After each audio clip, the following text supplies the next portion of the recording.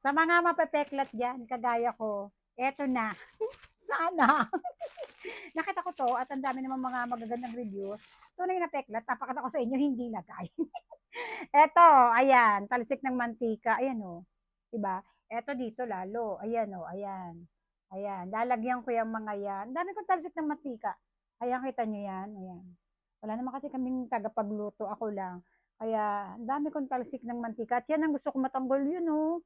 Grabe talaga, oh. Hindi yan lagay ha. Ayan oh, ayan oh, ayan. Hindi yan mabubura kahit anong gawin dyan. So, eto yung scar sheet, silicone scar sheet. Actually, napanood ko rin to sa TV. Oo. Nilalagay nila sa pimples nila. Yung mga pimple scar, sabi nila okay daw. Kaya sabi ko, go. So, ganito pala itsura niyan. Ano kaya amoy? Wala naman siyang amoy. Wala siyang amoy. Ayan, ganito itsura niyan. At medyo madami rin siya ha. Tapos nalagyan natin yung ano, yung peklat ko. Kasi gusto ko talaga siyang mawala. Pwede rin daw to sa mga keloids. Ayan. Hindi ko sure yung keloids kasi wala naman akong keloids eh. Peklat sa akin talaga, ang dami.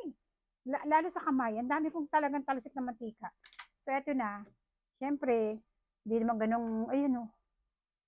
Ayan, ayan. Lagyan natin yan. Lahat lang kasi tatanggal natin yung ano.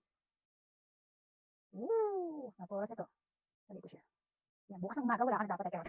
Ayan, and eto, yan. Teklat yan. Yan, mga teklat ko. Mga talsik na mantika. Yan, o. Saka to. Yan. Lagyan natin lahat yan. Saka ito.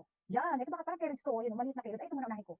Parang maliit na carrots na to eh. Ito yung nakamot ko. Kita nyo? O, tuloy yan. Hindi ko mabubura yan. Kasi, muna yan. Pero sana naman, mabura mo. So, lagyan pa natin. O, kita mo. Ano, mamaya, Dalmatian na ako. Sa dami ng talsik ng mantika ako, Dalmatian na si Daisy. Lalagyan natin lahat. Para pantanggal lang. Teklat. Again, sa mga pimples nakita ko.